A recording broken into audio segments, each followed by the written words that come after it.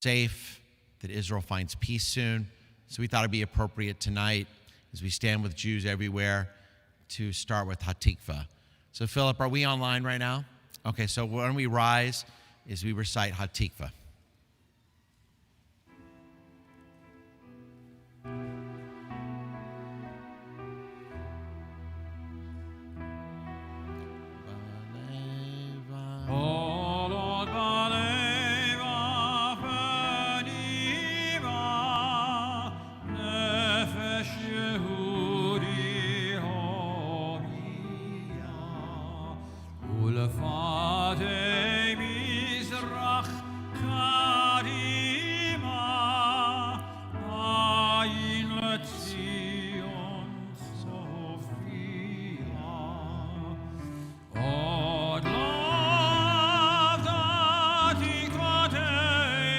And 15-minute presentations about different aspects of Rabbi Heschel's life. And then we'll end our evening with an ice cream dessert around 11 o'clock or so.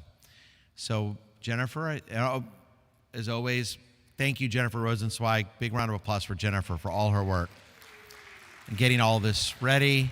And Philip, thank you for being here as well. I know we have a lot of people who are watching online as well. So Chag Sameach to all of you, and we appreciate you joining, whether you're here in Houston or from anywhere in the world this evening. We wish you a Chag Sameach. And I think we are ready to enjoy our show.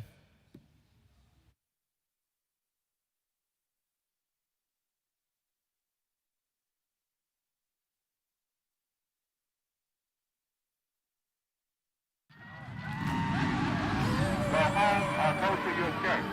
Your march will not continue. On the front lines of the historic Civil Rights March in Selma, Alabama, standing along with Martin Luther King Jr., is one of the most remarkable religious figures of the 20th century, Rabbi Abraham Joshua Heschel. I think they became friends, but more than friends, they became brothers. He was the authority on the prophets, but on this occasion, he was the prophet. Abraham Heschel is plucked from the fire of the Holocaust that will take the life of his mother and sisters, and in 1940, he arrives in America. And he's already come out of this magnificent dynasty of rabbis that go back for centuries. He's part of a dynastic royalty. He lived in excruciating ways with the reality that as the world and the family he grew up in was destroyed in Europe, most of the world was in fact indifferent. Remember, in a free society, some are guilty, but all are responsible. Over the next 3 decades, Heschel fights indifference through his vision of a God who seeks to partner with humanity. To be in real connection to God was to be in awe and radical amazement at the universe that God had created. And his love for the prophets of the Hebrew Bible who dare speak truth to power. And Heschel taught that each of us has a choice to make. What side of history do we ultimately want to land on? He was kind of a theological Hemingway. He wrote in short, pithy aphorisms of enormous power. Heschel plays a pivotal role in reshaping the contentious relationship between Catholics and Jews. But I also have to remind them that my being Jewish is so sacred to me that I am ready to die for it. And he risks being in the forefront of the protests against what he believes is an immoral war in Vietnam. My father was attacked for so many of the public positions that he took. My father wouldn't be quiet. No one could silence him. I am an optimist against my better judgment. And somehow I believe in God. And somehow I believe and am convinced that he will have mercy and pity. More than we deserve.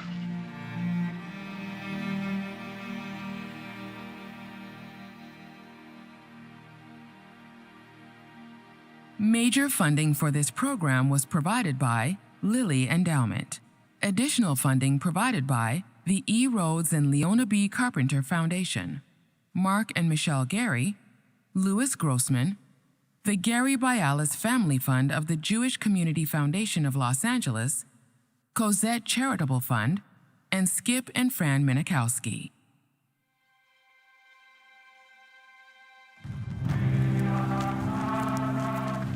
On March 7, 1965, a day that would be known as America's Bloody Sunday, civil rights activists take to the streets in Selma, Alabama.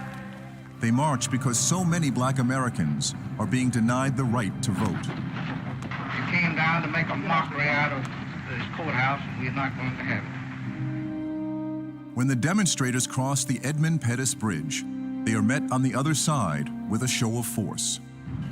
But Dr. King himself said that you have to be certifiably insane to think that this handful of crazy young people with no power and no money can change America. And on this day, trying to change America will be very painful. They decided, evidently, that they wanted to teach us a lesson. You are ordered to stop, stand where you are. This march will not continue. Before anybody could do anything, they just charged into the group on horseback. They started throwing tear gas, and they just beat up everybody they could.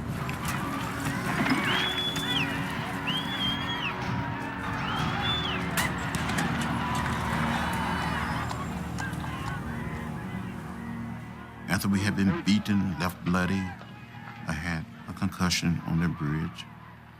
I thought I was going to die. I thought I saw death. It was such a visible expression of hatred and disregard. It awakened the conscience of the nation.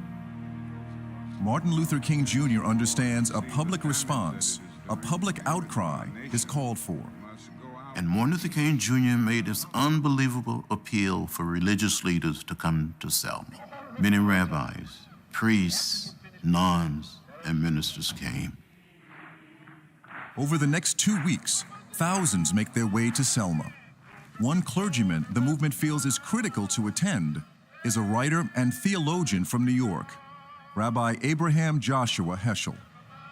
There's an old tradition in Judaism saying that if I see evil in another human being, it's an indication that there must be something of that evil in myself, and vice versa.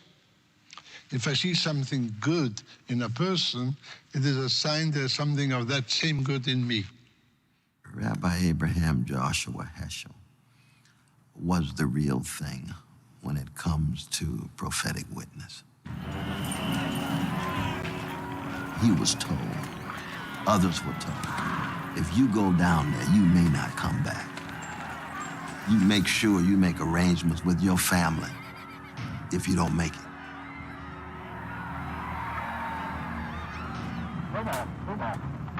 These were moral issues. These were moral decisions and moral commitments. And it was clear what you have to do. Dr. King wanted a presence that would suggest something larger than only a black-led movement. You know, his greatest skill, in my view, was that he always put one foot in the Constitution and one foot in the Scriptures. He always said, this is about right and wrong, this is about justice, this is not just about black and white. And for the civil rights movement, Heschel's presence holds a special significance. We in the African American church would, from time to time, compare ourselves to the children of Israel. We identify with that struggle. We have been held as slaves, held in bondage. The children of Israel had been reduced to the bondage of physical slavery. They were exploited economically, dominated politically, and humiliated by the power structure of Egypt. Then came that glad day when God sent a Moses. I mean, the black church was almost always grounded in Moses leading the children of Israel out of Egypt. And that was the metaphor, the storyline that Dr. King brought over into the civil rights movement. So we adopted the Old Testament story as our story. Heschel is the person who, through his studies and writings, brought to life Hebrew prophets like Isaiah, Jeremiah, and Amos. Now we knew Rabbi Heschel. His very presence was a kind of a spiritual authority. We had read his book on the prophets. He was the authority on the prophets, but on this occasion, he was the prophet. It was almost like you had somebody that walked out of the Old Testament and got in the front of the line. He saw and knew and understood that you can't take Torah seriously. You can't take the Hebrew Bible seriously and not then translate the encounter between Moses and Pharaoh into the immediate, into understanding what was happening with race relations in America. It is a great wonder that, given the incredible pedigree that Heschel had, how he came to understand the biblical text from below and how he was able to engage with questions of social justice and oppression. But for the people around Dr. King, they were always interested in ecumenical relationships beyond the black church because it was a movement trying to reach out. And Heschel struck them immediately as somebody who was reaching out farther than they were. There is a story that when Heschel went with a delegation of rabbis to Birmingham, Alabama, they were met at the airport by the local rabbis who said, please turn around and go home because you're going to make life really hard for us. We understand where your sympathies are and we might agree with those sympathies. We have to live in this reality and you're going to cause massive anti-Semitism and we're going to be the victims of it. There can be no compromise. We can only have law and order as long as the white man rules. You always worried about violence. In fact, we were told by the Justice Department that they didn't want Dr. King to march because they had word that there were snipers along the way planning to kill him. And he didn't pay any attention to it.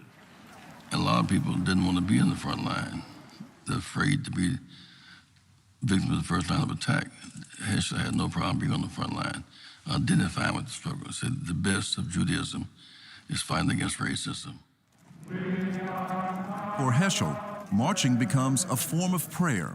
He would later say, I felt my legs were praying.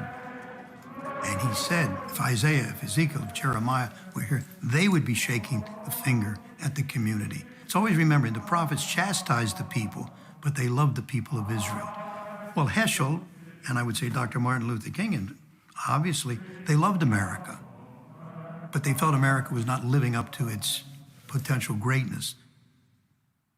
Prophets are the ones that take people out of their sense of comfort and complicity. The prophets are ones that see an injustice in one place and see that as an injustice everywhere.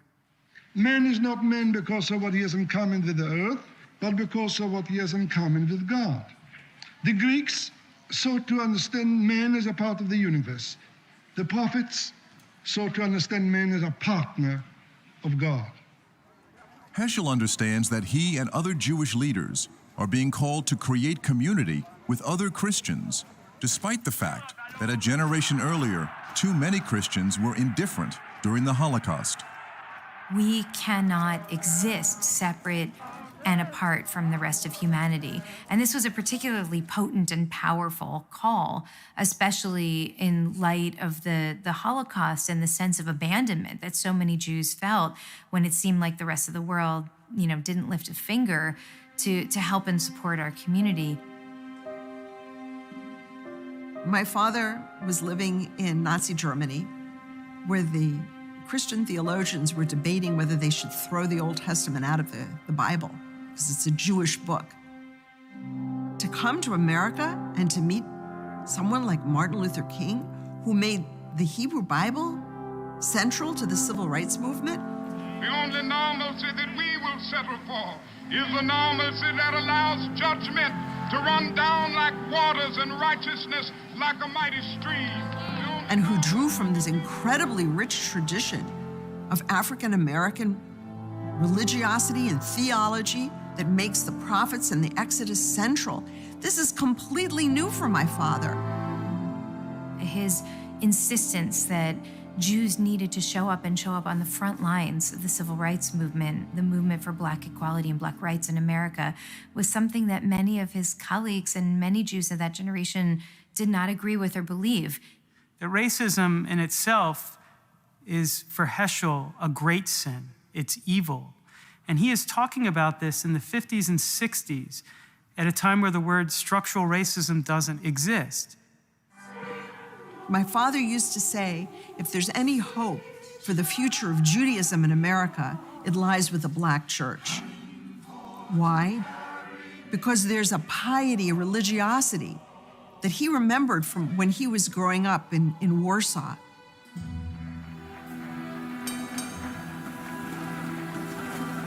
Abraham Joshua Heschel is born in Warsaw, Poland, 1907. The family is poor, but Heschel descends from a line of Orthodox Jewish royalty, Hasidic rebbes, dating back centuries.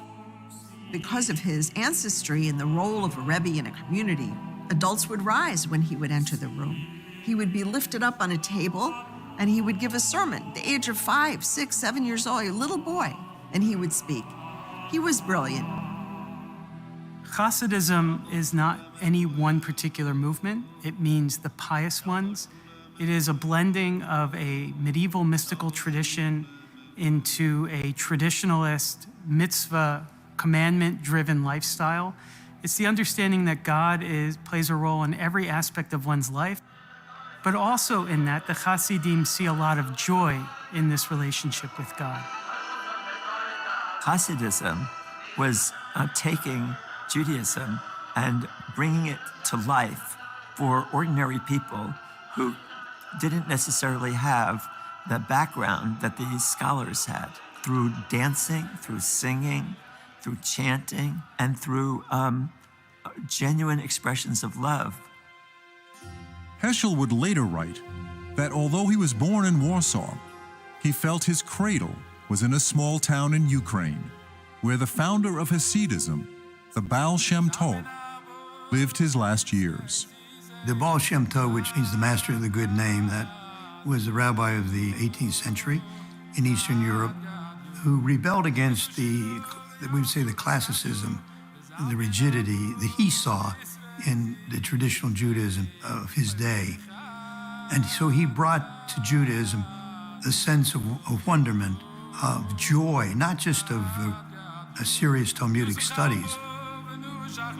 Where I think that the Hasidic influence is with him all the time is in that almost, acutely, almost physical sense that God is there. Eastern European Jews, kind of not as affected or transformed by the modern world, had a much keener sense of, oh, God is here.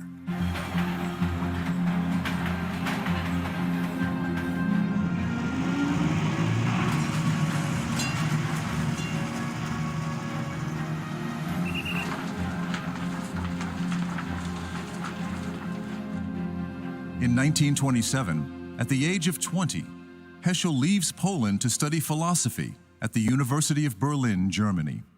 Germany, again, was thought of as being a mecca for liberal education in that period. So in the 1920s and 30s, it had a philosophical, scientific, academic tradition going back generations. It's where people came from across the world to be educated. While studying at the university, Heschel, already an ordained rabbi, continues his Judaic studies by attending both the liberal Hochschule and the traditional Orthodox seminary. Heschel, in his 20s, already has this mastery of the entire Jewish canon. Heschel walks in knowing the Talmud, knowing the Midrash, knowing the Hasidic stories, knowing the Hasidic tales. He's walking around in Berlin, he's thinking about whatever philosophical questions came up in class that day, and he notices the sun is setting. And he says something like, at that moment I remembered that as a Jew, my job is to respond to the sunset. So he begins to pray, right? And that's not your usual Berlin graduate student in philosophy and Bible, right? That's a very different picture. One of the things that Heschel charged us to do was really to hold the complexities, that there's a tendency to try to choose either spiritual depth or intellectual rigor. And for Heschel, by nature, both of those things were not only natural for him, but were actually absolutely essential to him. And I think when you're coming from a Hasidic milieu, which had lived somewhat apart from the larger world, here's Heschel saying, we have to be part of this larger world. It's not a luxury that we can afford to be off in our own enclaves. We've got to be out there in the world fighting for the world. So for Heschel, the theme he turns to for his doctoral work is a study of the prophets of the Hebrew Bible. Exploring their consciousness, the young Heschel discovers their passion, not only for God's will, but inner life, a God who cares for and needs humanity. I've learned from the prophets they have to be involved in the affairs of men, in the affairs of suffering men. The biggest message of the Bible, of the prophets of Israel, is that God takes men seriously. For Heschel, in many ways, the core idea in the theology of the Hebrew Bible is the idea that God cares, what he calls the divine pathos. God is moved by people's suffering, and God is offended by oppression and degradation. And a prophet is someone who is so identified with God's pathos that it takes him over, right? Prophets are overcome by God. Jeremiah actually talks about feeling completely overcome by the force of God's passion. Now, when you say prophet to a person today, well, they think someone who predicts the future. It's prophetic. That's not what a Hebrew prophet was. The Hebrew word is navi. Navi means truth teller, telling the truth, facing the truth, coming to a community and telling the community things it doesn't always want to hear. Prophets are not popular. Heschel observes that to humanity, a single act of injustice injures the welfare of the people. But to the prophet, even a minor injustice takes on what he calls cosmic proportions. And the prophets are always there to remind us that you might be comfortable in what you're doing, you might be comfortable in your sense of right and wrong, but as long as there is violence in the world, as long as there is injustice in the world, we're all complicit in it, because as long as it's somewhere, it's everywhere. He understood that the prophetic tradition of the Hebrew Bible is about this God who has so entered into history with all of its aches and pains and hurts and disappointments, and that this God remains faithful. We have no other book like Heschel's on the prophets because he dares to think that this poetic testimony by the prophets is the truth of who God is. But as Heschel finishes his work on the prophets, Adolf Hitler and the National Socialists are on the rise across Germany. They stoke centuries-old contempt for the Jewish faith and add a newer component of disdain for Jews as a people. The theory behind all of this is that the Jews belonged to a reprobate people, to a people who had been cursed by God because of killing God. That's in some ways the center of Christian anti-Judaism, is the idea that Jews collectively were responsible for the killing of Christ. Anti-Semitism itself was a word that was invented in the 1870s to describe a modern phenomenon, which was contempt for Jews as a people. Under the Nazis, anti-Semitism becomes the law of the land. Jewish property is confiscated. Jewish professors and civil servants lose their jobs. Concentration camps, once for political prisoners, are expanding. In October 1938, Heschel and other Polish Jews are arrested and deported. Within weeks, Jewish synagogues and businesses are systematically torched. Heschel's future hangs in the balance.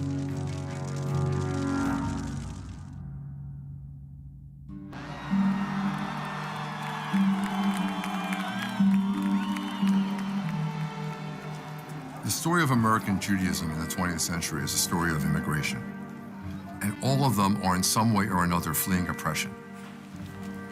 In the late 1930s, thousands of Jews are desperately trying to escape Europe. Too few are allowed to enter the United States.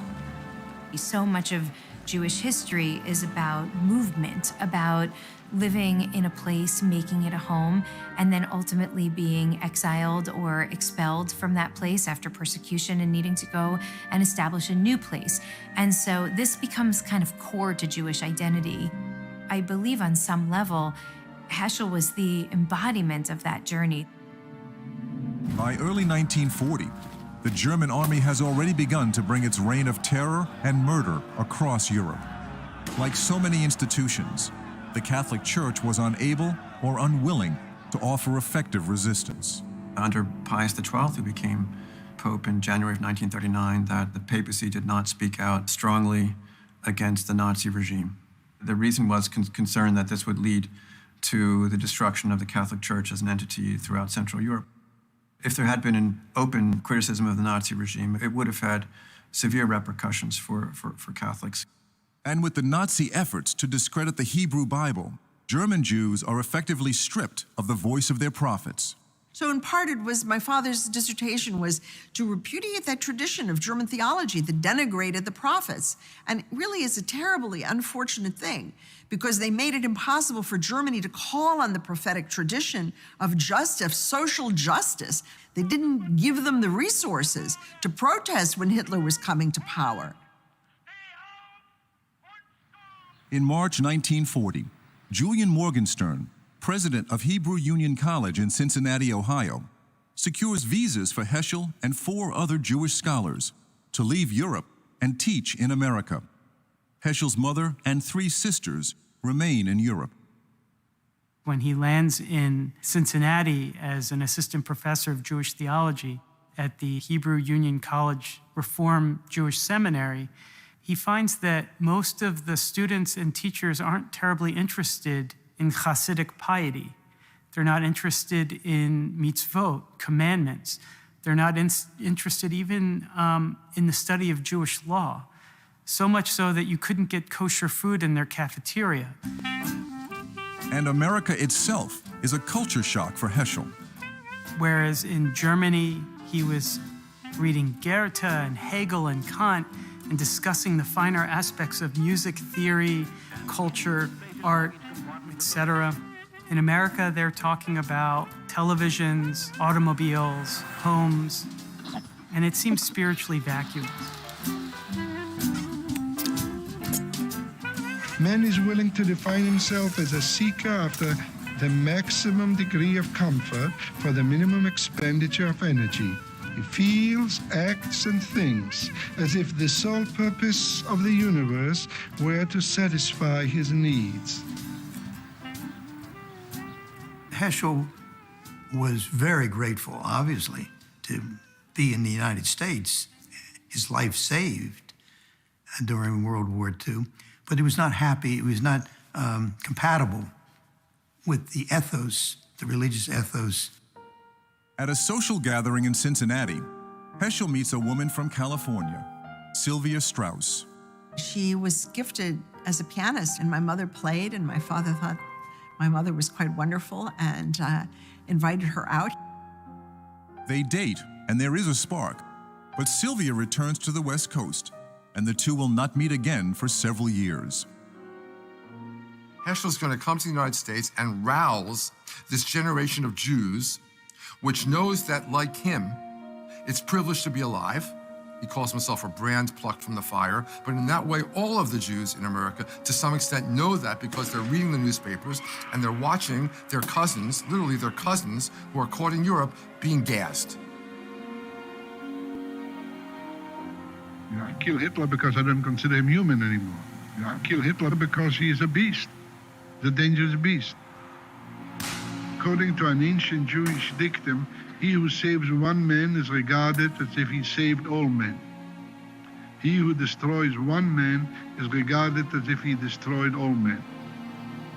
This is a person who was forced to watch as his whole world, the world he grew up in, the world he was educated in, his family, his teachers, all of it was obliterated while the world essentially sat silently by. He had an incredibly keen, almost excruciating sense of the moral consequences of indifference, right? The Jews were murdered, no one did anything. So he saw his own war on indifference as a kind of reaction to the horror of living in a world where indifference was rampant. By the end of the war, Heschel will lose his mother and 3 sisters to the Nazi horror, adding to the millions of others who perished. Many ask, where was God? Heschel would respond, Why are you bringing that question to God? God should bring that question to you. You want to say to God, where were you? God's answer is, well, where were you? The way we live and conduct ourselves has to be a counter-testimony to Auschwitz, has to be a radical alternative to that way of being. If modernity, in his mind, leads to the degradation of human beings, what it means to be a Jew in the modern world to a significant degree is to fight with everything we have for the dignity of people who are degraded.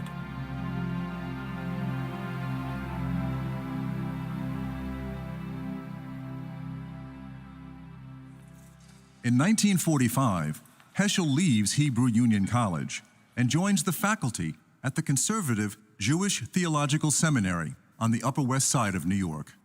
JTS will be Heschel's home for the rest of his career, although it's not without its challenges.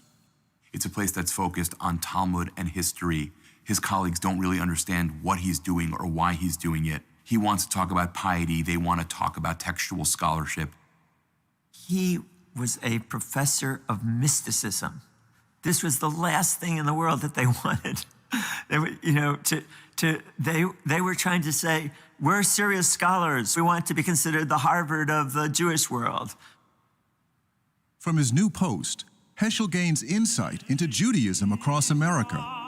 One of his chief concerns is for the future of institutional religion in the modern world. The centerpiece of Heschel's kind of attack or criticism on the religious establishment was the synagogue, these institutions that were established to hold the sacred, but he claimed over the course of time had become empty and void and vapid. And he even at one point writes, has the synagogue become the graveyard where prayer is buried? And his claim was not that we should do away with these institutions, but that we had to reclaim them. In New York, Heschel rekindles his relationship with Sylvia Strauss, and in 1946, they marry. She gives him a sense of home in which he can reorient his theological wanderings. It's said even in Jewish tradition that the great Jewish thinkers don't fully get a sense of their potential until they're married. Because how can you talk about a partnership with God and doing the work of creation with God if you don't actually have a living partner in time? My mother's ideal was for her to sit down at the piano first thing in the morning and just play for hours and hours. That's what she wanted to do, and he wanted to go to his desk. So in that sense, they were very compatible. My mother had her piano, my father had his writing. 1948 marks an historic moment for Jews around the world, the founding of the State of Israel. So Israel was seen as the one place where many Jews thought they could find safety. We could no longer count on the good ethical consciousness of the world when the ethical consciousness wasn't there. Israel, Heschel insists, is not atonement, and to call it compensation, he says, would be blasphemy. We do not worship the soil. Instead, Israel is endowed with the power to inspire moments in which God's presence is palpable. But Heschel wanted it to be a Jewish state, not just in the fact that the majority were Jews, but it was living up to Jewish tradition the way that Heschel understood Jewish traditions. Back home in America, Heschel begins a remarkably prolific period of writing, and his work is reaching a wider audience. 1951, Man Is Not Alone explores how human beings can only express wonder, awe, and what he calls radical amazement at the world around them. He was famous for talking about the ineffable, God as that which cannot be expressed. And sometimes people at the seminary would laugh behind his back and say, well, if it can't be expressed, how come he's got so many books about it? But the truth is that the books were pointing at a reality that you could only fully understand by having the experience that he was talking about. Wonder for Heschel is the alternative to expediency. He essentially says people face a choice. We can live in what he calls the way of expediency, where we go through the world asking how the world can serve us, how we can use things, exploit them. Or we can choose the way of wonder in which we are fundamentally filled with a sense of gratitude, of indebtedness, a sense that something is asked of us, a sense that we are called to serve. America's leading public theologian, Reinhold Niebuhr of Union Theological Seminary, writes a glowing review of Man is Not Alone, saying, Heschel is destined to become a commanding, authoritative voice in the religious life of America. The two form a unique and lifelong friendship. But it's Heschel's book on the Sabbath that reaches well beyond the Jewish audience. He takes a core commandment of ancient Judaism and through his prose and sense of mysticism, offers the Sabbath as an antidote for the modern world. The Sabbath, Shabbat in Hebrew, is the central aspect of Jewish practice, of Jewish halakha, Jewish law. It's to create a cathedral in time, a day of rest. It's a time in which you reconnect to creation. It's a time in which you reconnect to God and the Torah. The Gregorian calendar does not respect Saturday, the Jewish Sabbath, as the day of rest. And in order to become part of a greater society, Jews in many ways were being forced to give up this very important part of religious life so that they could become part of a greater society. The meaning of Sabbath, he writes, is to celebrate time rather than space. 6 days a week we live under the tyranny of things of space. On the Sabbath, we try to become attuned to holiness in time. And my mother and I would light the candles, kindle the lights, and say the blessings. And my father would bless me. And then we would go into the living room. The living room had windows facing the Hudson River. And we would sit there and watch as the sun gradually would set over the Hudson River. And the view was beautiful, and it was peaceful. And I will tell you that from the time I was a child, when I lit those candles, I felt transformed.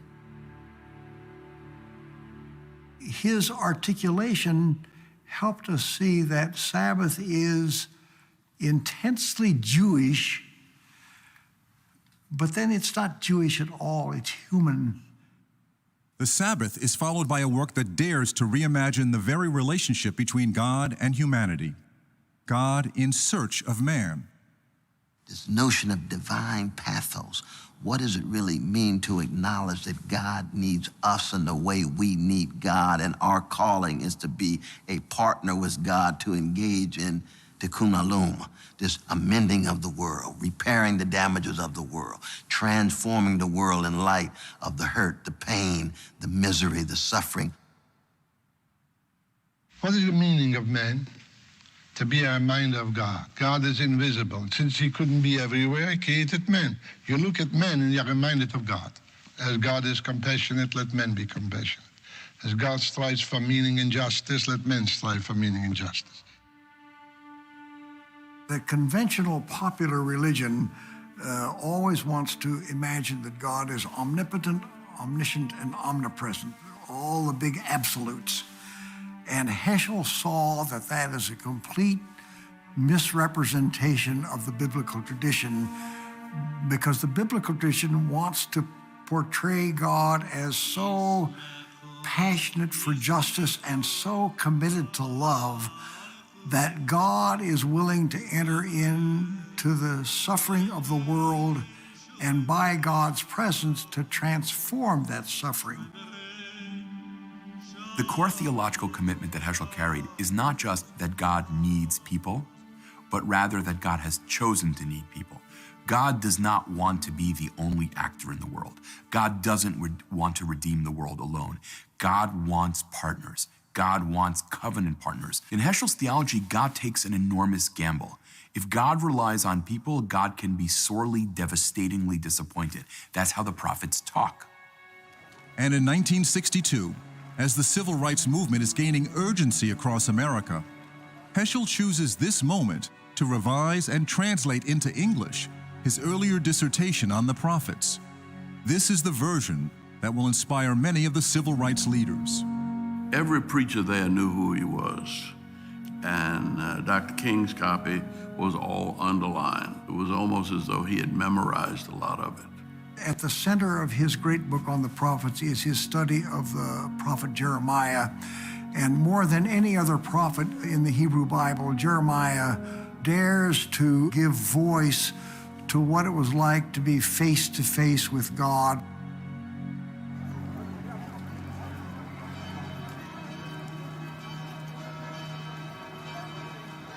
In 1962, Pope John XXIII summons leaders of the Catholic Church to Rome. Over the next 4 years, the Church will wrestle with issues intended to more closely connect the Church with the modern world. One of the most challenging issues is how the Church will address its relationship with other faiths, in particular, a 2,000-year history of what some have called a teaching of contempt toward the Jews. There were bishops who carried some of the old stereotypes and misunderstandings, caricatures of Judaism that had developed over the ages. The Pope assigns Cardinal August Bea, a German biblical scholar, to prepare a study. It promises to be the most contested document the Council will produce. Cardinal Bea was a German cardinal who had lived through World War I, the rise of Nazism, the Holocaust, and there was suspicion of him in the Jewish community because he was a German cardinal. The American Jewish Committee is invited to consult with the Council on the document. Mark Tannenbaum heads the AJC delegation.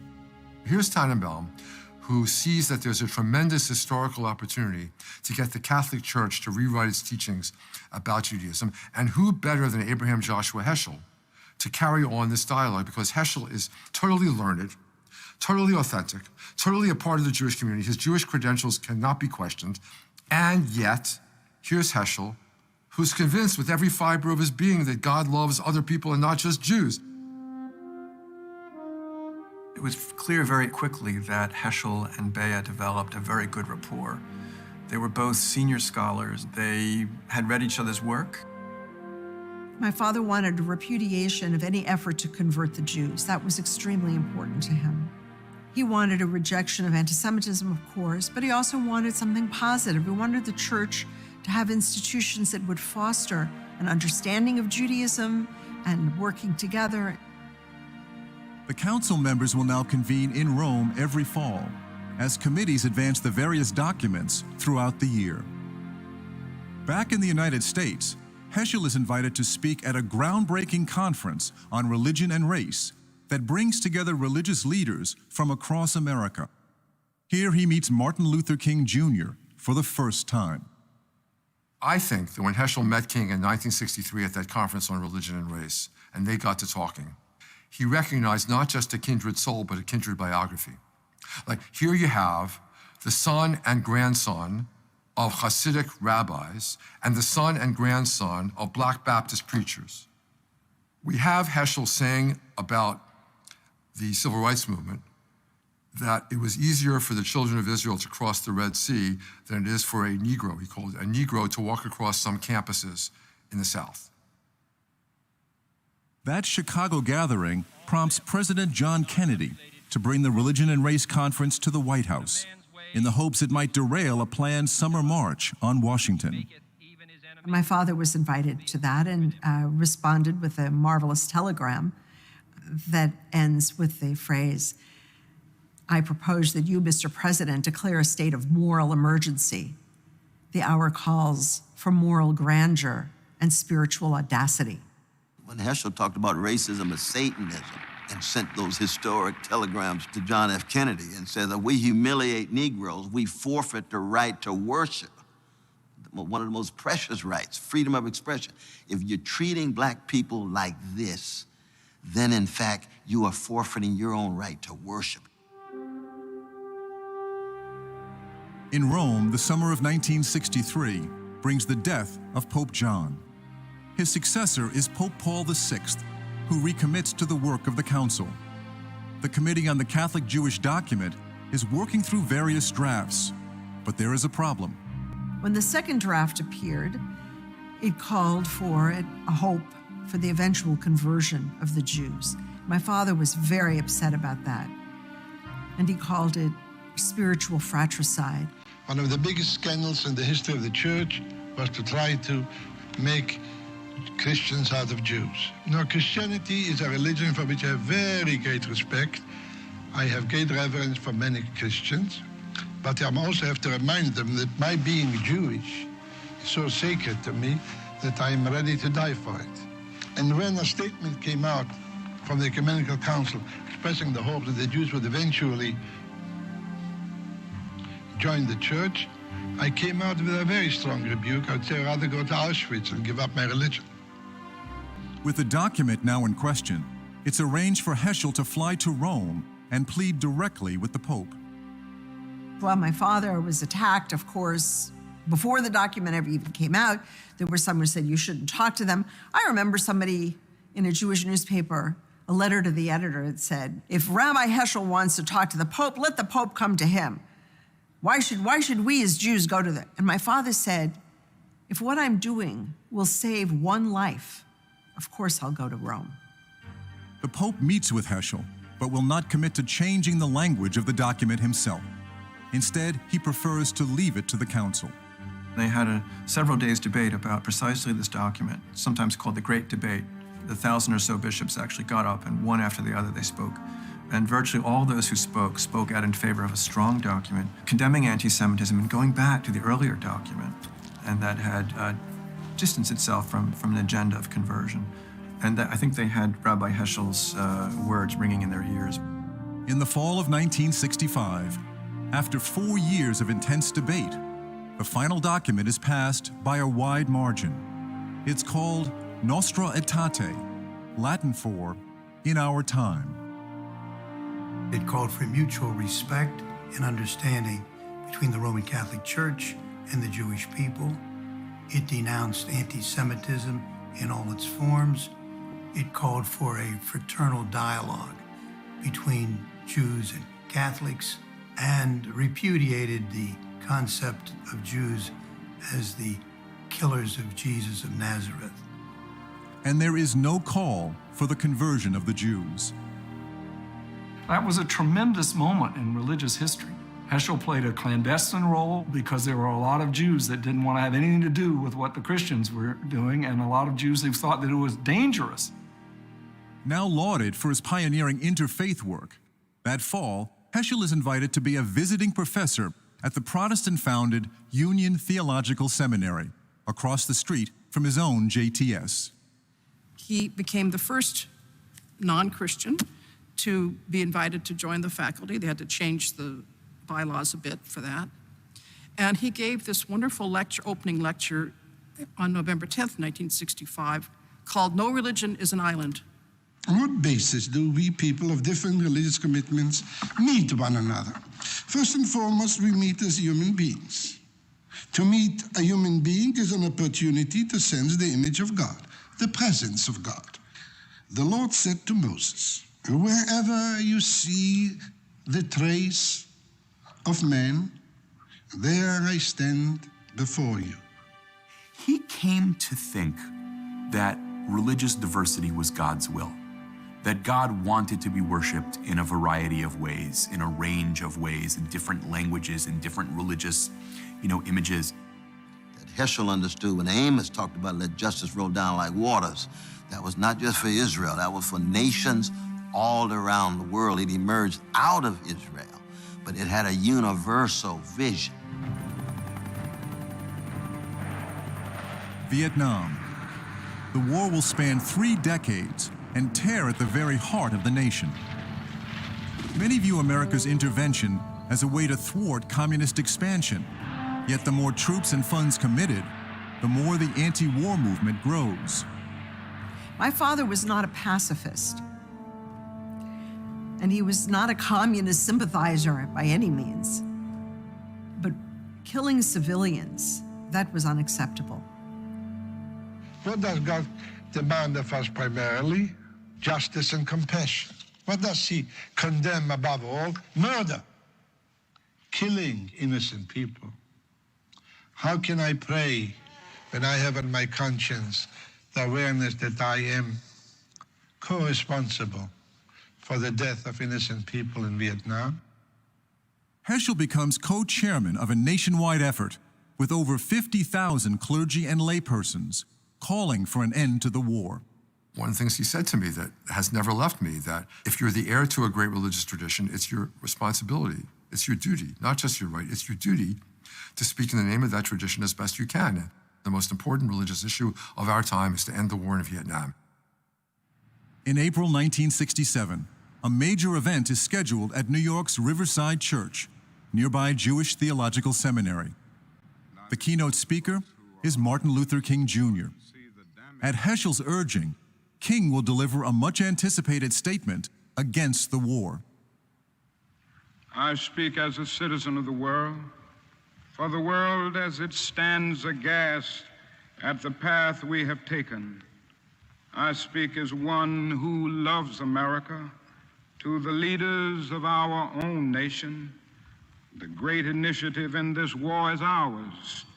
The initiative to stop it must be ours. There were people within SCLC, within Dr. King's organization, on the board, saying you cannot mix your concern with ending the war in Vietnam with civil rights. You could lose your influence. Vietnam, he thought, was completely unjustifiable, and he knew that King had leverage in America in a way that he would never have. A nation that continues year after year to spend more money on military defense than on programs of social uplift is approaching spiritual death.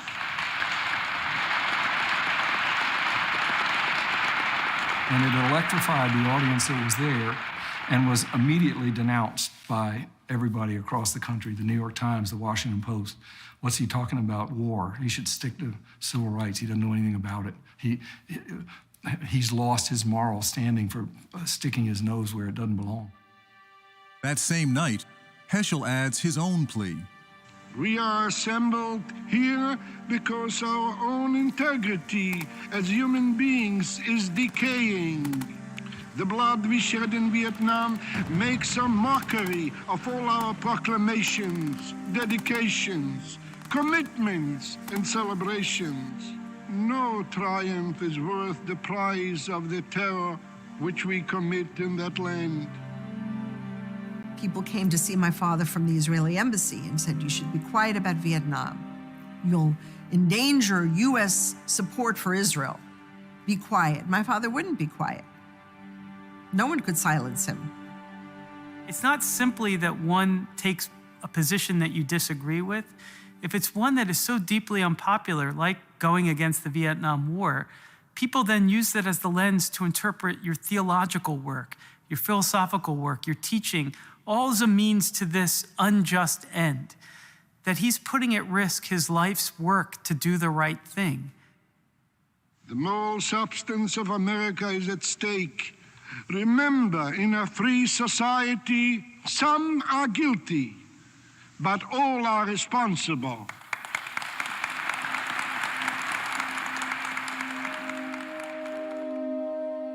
My father had a heart condition and his health was fragile.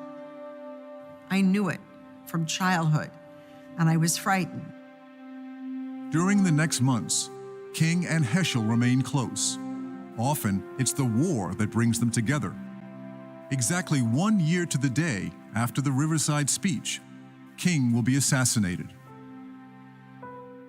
Dr. King had come just 10 days before to speak at a gathering honoring my father, a convention of conservative rabbis in the Catskills at a hotel, the Concord Hotel.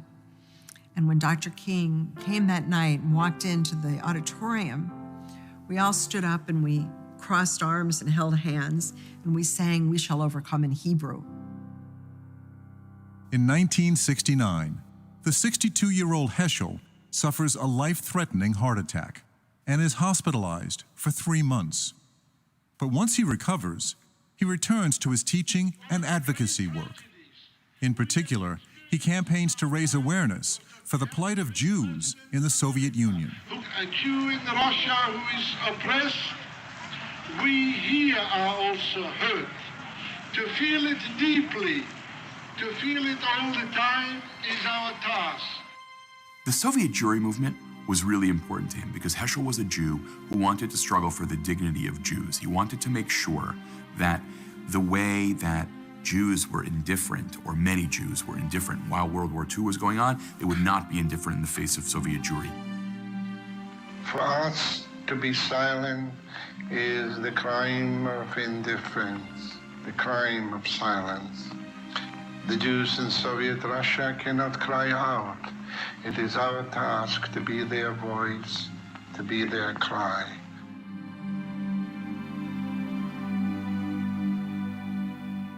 I was home that Friday. We had a Shabbat dinner with guests, and my father was exhausted. And then we all went to sleep. And the next morning, my mother woke me up screaming that my father had died, that he couldn't wake up. She couldn't wake him. People say in Jewish tradition that to die in your sleep, especially on the Sabbath, is a kiss from God. Abraham Joshua Heschel dies December 1972 at the age of 65.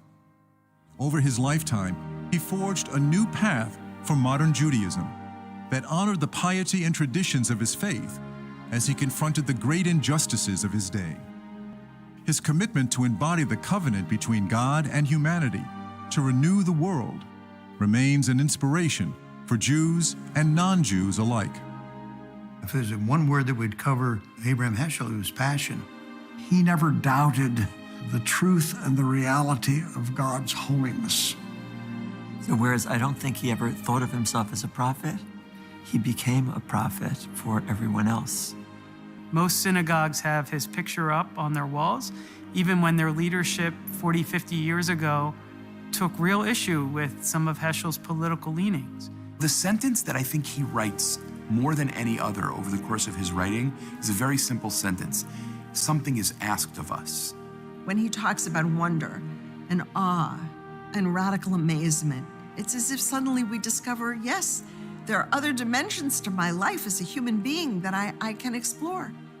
In this day and age, I think that if you ask young, committed Jews who the most important Jew of the 20th century was for them, it would undoubtedly be Abraham Joshua Heschel. Even in the midst of European Jewry burning to the ground, he had the audacity to remind us of the great dream of thousands of years, the dream of a world redeemed.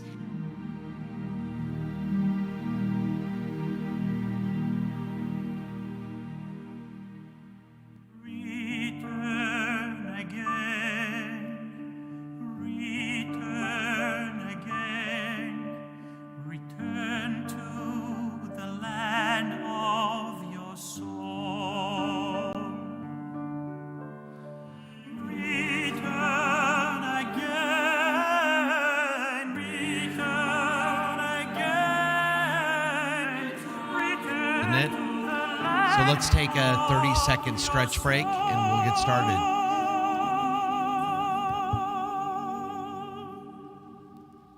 Major funding for this program was provided by Leil Endowment.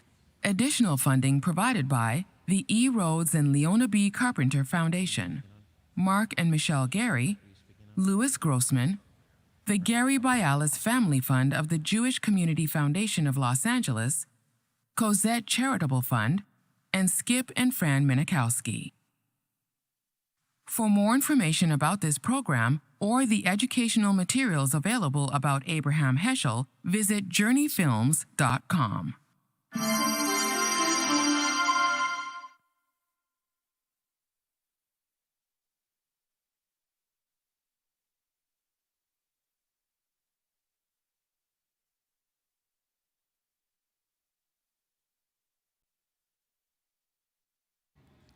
Here we go. Okay, now it's on.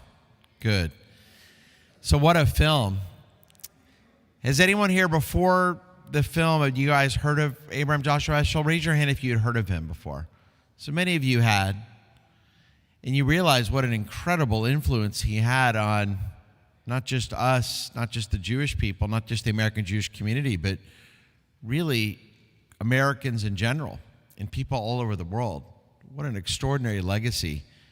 From Martin Luther King to the Civil Rights Movement, to Vietnam, to the Soviet Jewry movement. What an influence. But let us not forget that he also had a major influence on our ritual observances, especially when it comes to Shabbat. Elegant, passionate, and filled with the love of God's creation, his book, The Sabbath, which I highly recommend, has been hailed as a classic of Jewish spirituality ever since its original publication in 1951. It's been read by thousands of people seeking meaning in modern life. In his brief yet profound meditation on the meaning of the seventh day, Heschel introduced the idea of an architecture of holiness that appears not in space, but in time. Judaism, he argues, is a religion of time. It finds meaning not in space and the material things that fill it, but in the time and the eternity that imbues it. So that the Sabbaths are our great cathedrals. He wrote that modern life is all about conquering space, winning geopolitical territory, growing and prospering economically. But the danger begins, he worried, when in gaining power in the realm of space, we forfeit all aspirations in the realm of time.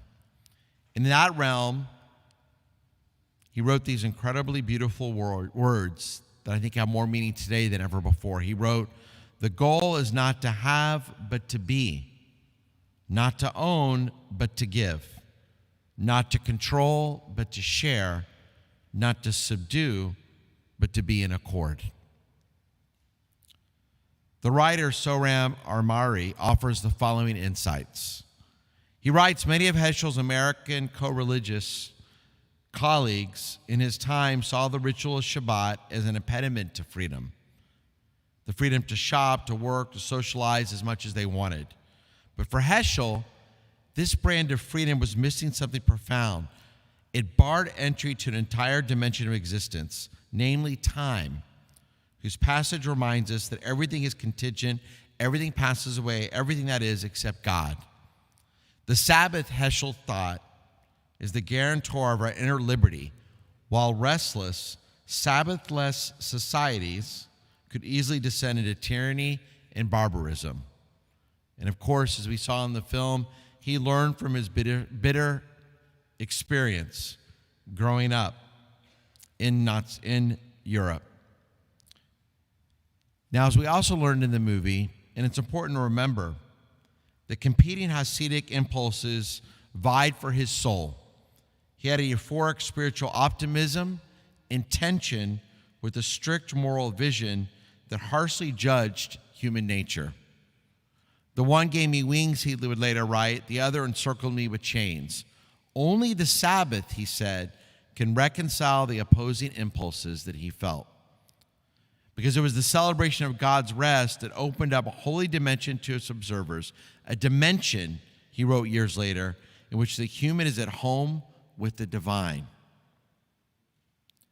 Ordained as a rabbi at the young age of 16, he went on to seek secular learning. In 1927, he enrolled as a philosophy student at the University of Berlin. That was the golden age culture of the Weimar Germany.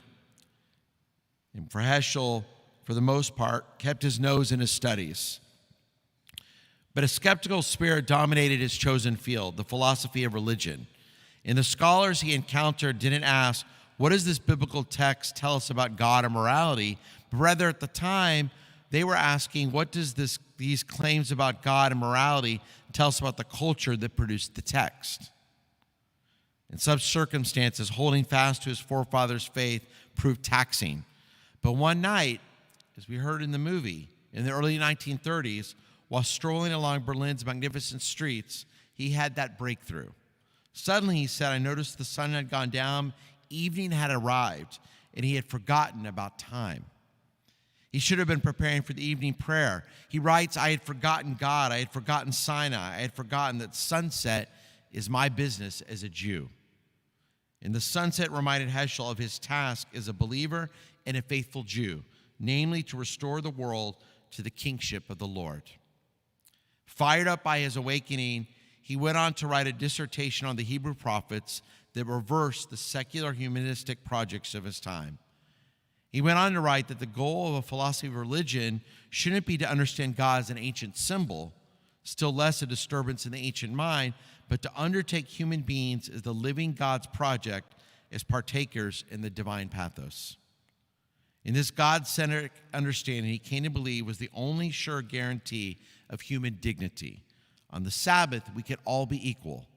And without an absolute standard that reflected the will of Supreme Being, people could countenance any evil. Everything could be changed. Everything could be revitalized. And it wasn't enough merely to contemplate the Supreme Being. Rather, in his mind, the God-centric vision had to be nurtured in a life of prayer and ritual. That is to say, in the dimension of time, in the Sabbath. Remarkable story. On January 30th, 1933, as the German president administered the oath of office to the new Chancellor Adolf Hitler. And it was the first mass anti-Semitic attack came on April 1st, when Nazi thugs launched a boycott of Jewish businesses. Jewish merchants were forced to post yellow stars on their storefronts. Brown shirts stood outside warning Aryans to take their business elsewhere. That boycott on April 1st took place on a Saturday, on the Sabbath. And the timing wasn't lost on Heschel. He published an anonymous Yiddish language poem pouring scorn on the Nazis. He wrote, "On Sabbath day at 10 o'clock, a filthy brown mass of people sat on shoulders, on doorsteps, on the thresholds. Good Yontif, happy holiday, purebred Germans." In 1938, he was expelled to Poland, and this reunited him with his Polish kin, but left him vulnerable to the genocidal threat that would soon descend upon Polish Jewry. Thank God he was able to come here to the United States through help of the Hebrew Union College in Cincinnati. And here in the New World, when he arrived in March 1940, he was something that in many ways many American students, especially at HUC, the Reform Rabbinical School, had never seen before. His piety, nurtured in Hasidic soil and cultivated by German philosophy, clashed with the spirit of American Judaism, especially of that time. With few exceptions, his new students struck him as ill-read, shallow, inattentive to interior things. They, in turn, seem to have found him short-tempered and hard to understand. Sometimes they saw him as a figure straight out of central casting of an old-world academic from Europe. And the students' shortcomings mirrored the spiritual state of the U.S. as a whole, its relentlessly practical sensibility, its impatience with the contemplative life. Jewish Americans were very much prepared to abandon the realm of time, the realm of the Sabbath, and conquering the realm of space. Think about what that means as Americans. To abandon the realm of the Sabbath to conquer the realm of space. That same challenge I think we as Jewish Americans still feel today in 2021. But Heschel, as you can imagine, denounced the injustices that disfigured America. He deplored the commercialized way of life that denied time to the Sabbath. With his industrious fellow Americans might have mistaken for wasted time, was in his mind an absolutely necessary act to connect with Judaism and to connect with God, to connect with oneself. In biblical logic, holiness always requires abandonment. Something must be handed over to God in Heschel's mind. And this logic of sacrifice is at work in an especially tangible way that can only be found on the day of rest. He wrote, "He who wants to enter the holiness of the day must first lay down commerce. He must lay down what it means to be sacrificed and held by work." In our day, as in Heschel's, a world without the Sabbath is a world without soul. He passed away, of course, on the Sabbath, Friday, December 22nd, 1972. And as usual, that dinner was attended by friends. And the next morning, he didn't wake up, and his daughter, Susanna, had written, "In Jewish tradition, dying in one's sleep is called a kiss of God, and dying on the Sabbath is a gift that is merited by piety." Let me end with a few quotes from that book, The Sabbath. One by Susanna Heschel, his daughter. She writes, the Sabbath is a metaphor for paradise and a testimony to God's presence. He wrote, "The seventh day is like a palace in time with the kingdom for all. It's not a date, but an atmosphere." He wrote, "The faith of a Jew is not a way out of this world, but a way of being within and above this world. Not to reject this world, but to surpass civilization. The Sabbath is a day in which we learn the art of surpassing civilization." Remember that. Hear that. It's still immersing ourselves within community. It's still being part of this world, but in a way elevating what we do. It's not hiding, but it's bringing up the world in which we live. He writes, "On the Sabbath it is given us to share in the holiness that is in the heart of time." And finally, in just 4 beautiful words, he writes, "Eternity utters a day." With that, I present to you some of the works of Rabbi Abraham Joshua Heschel when it comes to Shabbat. I encourage you to read his book, to continue to study his writings, some of which I know can enhance all of our day of rest and can make all of our Shabbat days more holy, more meaningful, even 50 some odd years since Heschel last left this earth. And now I'll turn it over to my colleague, Rabbi Morgan, who will now speak about Heschel and his approach to tefillah, his approach to prayer.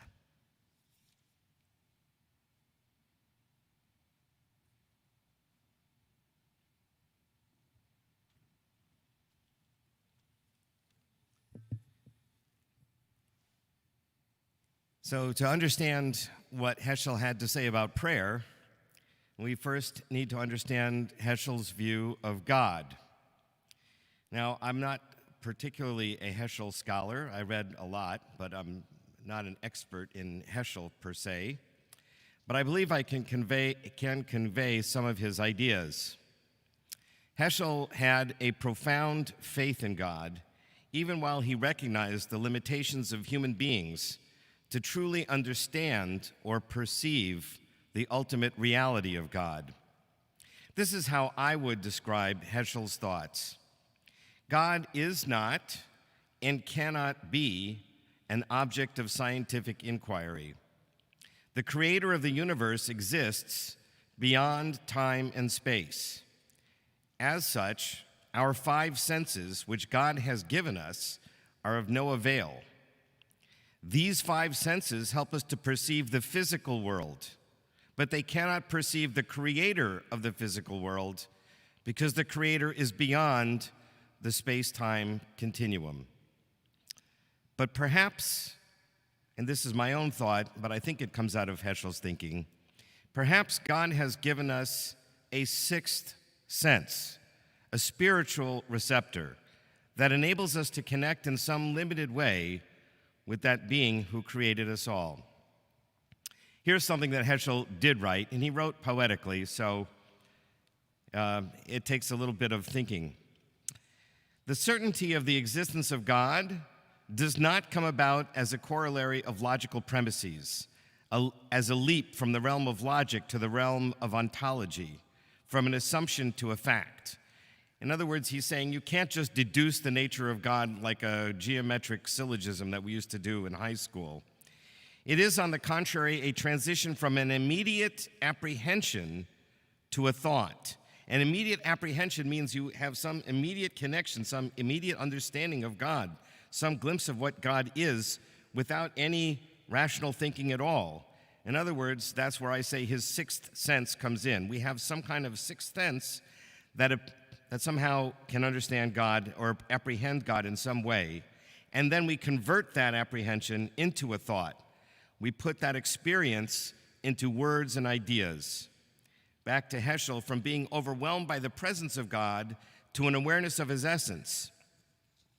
My interpretation is that we actually have an experience of God, we feel or sense God's presence, and then we try to express that experience in words, and that is, in a very fundamental way, the essence of prayer.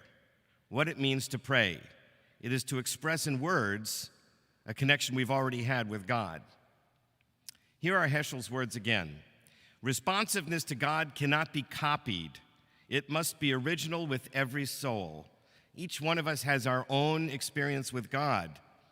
You can read someone else's description of their encounter with God, but they're just words, unless and until you have the experience yourself. And then those words may have helped you to gain that experience, or maybe they didn't help at all. But once you have had that experience, it's your own unique communion. With these ideas in mind, let me turn more specifically to Heschel's ideas about prayer. In his famous televised interview with Carl Stern shortly before his death, Heschel said this about prayer. First of all, let us not misunderstand the nature of prayer, particularly in the Jewish tradition. Okay, I'm not going to try and do his accent all the time. The primary purpose of prayer, he said, is not to make requests. God is not a vending machine. We don't put in coins of prayer and get a candy bar at the end. The primary purpose of prayer, says Heschel, is to praise, to sing, to chant, because the essence of a prayer is a song, and man cannot live without a song. In other words, in connecting our soul with our Creator, it's like participating in the divine choir, like the angels in Isaiah's or Ezekiel's visions of God's throne, with the angels singing around them. That connection, that song, that is the primary purpose of prayer for Heschel, just sharing that intimate moment, that intimate music with God. That's the primary purpose. But then he goes on to say, prayer may not save us, but prayer may make us worthy of being saved. He loved doing plays on words like that. Prayer may not save us, but prayer may make us worthy of being saved. And he goes on to explain, prayer is not requesting. There is a partnership, as we've seen in the movie, a partnership of God and man. God needs our help. I would define man, he said, as a divine need. God is in need of man. So here, Heschel prayer takes on a very special practical application. It reminds us of our values, our ideals, our aspirations, and then it charges us with the responsibility of doing something about them.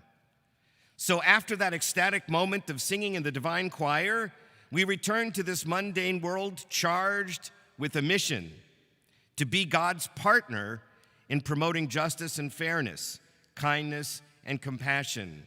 So it may make us worthy of being saved because we will be God's partner in this world. He goes on, in history, God cannot do the job alone because God gave us freedom.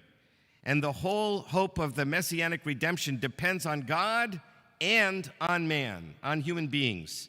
We must help God, and by each deed we carry out, we either retard or accelerate the coming of redemption. So those are the two primary purposes of prayer for Heschel. One is that communion with God, and the second thing is to remind us of our responsibilities here in this world. Now Heschel deals with, there's a classic tension in the Jewish tradition between two forms of prayer. They're captured poetically by two Hebrew words, keva and kavanah. Keva means fixed prayer, the fixed prayers in the book, the liturgy that sometimes break our teeth and make our minds numb. And kavanah, the intention that we bring to our prayers, what we feel inside and how we express what we believe and feel. Keva and kavanah. Of course, anyone can pray anytime using any words one likes. Prayer from the heart is with kavanah. But if left to our own devices, we may not pray regularly or even at all, like exercise or dieting. Unless we make it a feature of our regular lives, we rarely, if ever, maintain them. And also like exercise and dieting, if we have a partner, or in the case of Jewish prayer, a minyan of partners, it's a plug for our daily minyan, we feel more compelled to come regularly and be on time. But once we come together to pray, we right away need to have words that we can agree on. Otherwise, our prayer together will be just a cacophony, everybody yelling their own things in the room. It'll be a noisy mess. Nobody will know what's going on. We'll be confused. And besides that, it's also helpful to have a Shakespeare or an Emily Dickinson or a Walt Whitman to write some words for us. Most of us are not wordsmiths. What words can we, us normal folk, offer to our Creator? Wouldn't it be more inspirational to use brilliant poetry? But in using brilliant poetry, especially in a foreign language, we lose that kavanah, that intention, that meaningfulness that prayer ought to convey. And there is the tension between keva and kavanah. So Heschel was absolutely committed to formal liturgy. He felt it gives us tools and words to shape our thoughts. Here's what he wrote.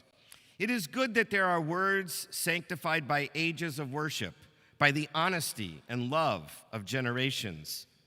If it were left to ourselves, who would know what word is right to be offered as praise in the sight of God, or which of our perishable thoughts is worthy of entering eternity? Right? We only think in this short term. If we have a prayer book that's been developed over centuries, it's a much more expansive viewpoint. Prayer teaches us what to aspire to. So often we do not know what to cling to. Prayer implants in us the ideals that we ought to cherish: redemption, purity of mind and tongue, or willingness to help may hover as ideas before our mind, but the idea becomes a concern, something to long for, a goal to be reached when we pray. As in, guard my tongue from evil and my lips from speaking guile, that we recite before our prayers. However, prayer is no panacea or substitute for action. It is rather like a beacon thrown from a flashlight before us into the darkness. It is in this light that we who grope, stumble, and climb discover where we stand, what surrounds us, and the course which we should choose. Prayer makes visible the right and reveals what is hampering and false. In its radiance, we behold the worth of our efforts, the range of our hopes, and the meaning of our deeds. Prayer takes us out of the narrowness of self-interest and enables us to see the world in the mirror of the holy, see things from God's perspective. For when we betake ourselves to the extreme opposite of the ego, the opposite of insight here, we can behold the situation from the aspect of God. But we do not step out of the world when we pray, he says. We merely see the world in a different setting. The self is not the hub. We're not the center of the universe, but the spoke of a revolving wheel. In prayer, we shift the center of living from self-consciousness to self-surrender. God is the center toward which all forces tend. He is the source, and we are the flowing of his force, the ebb and flow of God's idea. Then he says, prayer is not a soliloquy, like a person, like I'm not talking to myself. But is it a dialogue with God, he asks? Does a human being address God as a person to person? It is incorrect to describe prayer by analogy with human conversation. We do not communicate with God. We only make ourselves communicable to him, right? So that's, again, his twist of words, right? We're not communicating with God. We're becoming communicable to God. Prayer is an emanation of what is most precious in us towards him, the outpouring of the heart before God. It is not a relationship between person and person, between subject and subject. That's Buber's I, thou he's referring to there, where each of us is a subject and we talk to each other as if we're each actors in the world and not the object of somebody else's desire, subject to subject. But that's not how we relate to God, he says. It's an endeavor to become the object of God's thought. But at the same time, Heschel firmly believed that we need to pray with our own hearts and souls. Okay, so much for the fixed liturgy. Now for the kavanah. There is a danger, he wrote, in the fixed prayer, the danger of relying on the word, of depending on the text, of forgetting that the word is a challenge to the soul rather than a substitute for the outburst of the heart. Even in the fixed liturgy, the word is at best the inspirer, not the source. The source is the soul. The text must never be more important than kavanah, than inner devotion. The life of prayer depends not so much on loyalty to custom as upon inner participation, not so much on the length as upon the depth of the service. Those who run precipitately through the liturgy, rushing in and out of the prayer texts, as if the task were to cover a maximum of space in a minimum of time, and we all have seen prayer services like that, they will derive little from their worship. To be able to pray is to know how to stand still and to dwell on one word. This is how some worshipers of the past would act, Heschel writes. They would repeat the same word over and over and over again because they loved it and cherished it so much that they could not part from it. There's a classical principle in regard to prayer. Better is a little with kavanah than much without it. Quality is more decisive than quantity. Jewish piety through the ages expressed itself by adding more and more prayers to the liturgy. The prayer book of the last centuries contains many more times the prayer book of the time of the Talmud. A pilgrimage through the entire order of the daily morning prayer in its present form is like a journey through a vast collection of precious works of art. It's like going to an art museum filled with beautiful paintings. To absorb all of their beauty, even to a small degree, would take many hours of concentration, as well as the ability to experience an immense variety of insights, one after the other. But the time allotted to daily prayer is too brief, and we are able to accomplish, all we are able to accomplish is a hasty glance. So then he writes, to abridge the service without deepening it, so maybe we'll just shorten the service. Well, but if we do that without deepening the connection, that would be meaningless. It is just as possible to read a brief service without kavanah as to go through a long service without kavanah. On the other hand, those of us who are anxious to omit no word out of reverence for the treasures of liturgy are paying a high price for their loyalty. So Judaism is faced with a dilemma, with a conflict between two requirements: the loyalty to the order, the keva, and the requirement of kavanah. So what would Heschel say to us today about prayer? First, we have a translation and a commentary in our prayer book. We can use it to help ourselves understand the themes and ideas in the liturgy. And remember that they are only words, they're only symbols or metaphors, signposts to direct our souls towards something much grander, something that cannot be described really in words. Second, feel free to hang out on a prayer that means something to you right now. You can catch up with the rest of the congregation later. Right now, focus on the words that have meaning for you. Third, try to experience that connection with our Creator. Once you experience that feeling, the words may make more sense to you, or you may find your own words. Fourth, pray regularly, as often as you can. And finally, don't worry you aren't doing it right, or that you're not focused all the time on the prayers. That is human nature. As I learned from meditation, everybody who's been through meditation, right, they always say, when your mind wanders, bring it back to your focus, right? It's just human nature that we don't focus all the time. That's not a crime. Our minds will wander. We are distracted by our friends, and that's not always a bad thing. None of us are perfect at this. I believe Heschel himself admitted that he was challenged also in prayer. I know I certainly am. So don't worry that you aren't doing it right. Just do it and try and get as much as you can out of it. And with those ideas about prayer, we now go to, who's next? Oh, Rabbi Fort.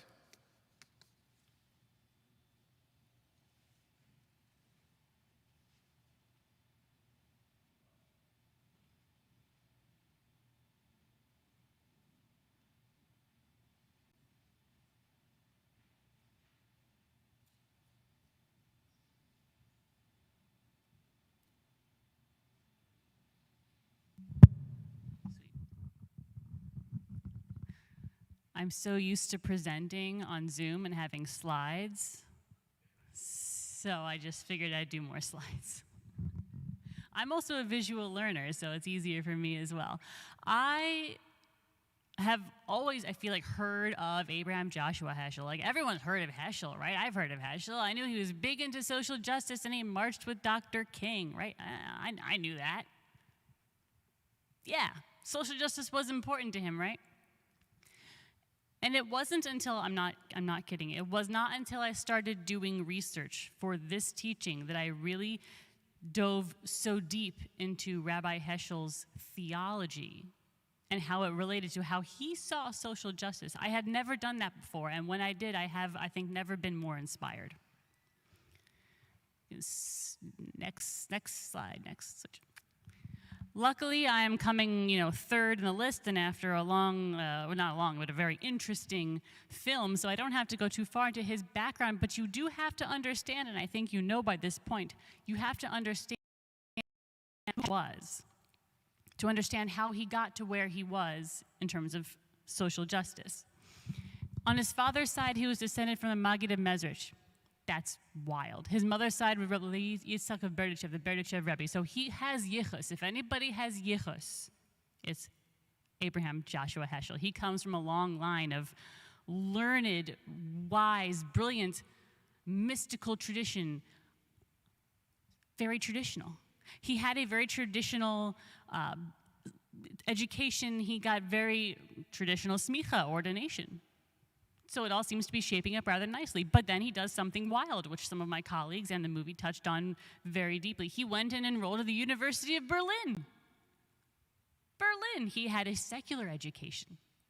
And he hung out in secular society. And he met liberal not meaning the way we think of liberal now, but liberal as in non-Orthodox, so to speak, Jews.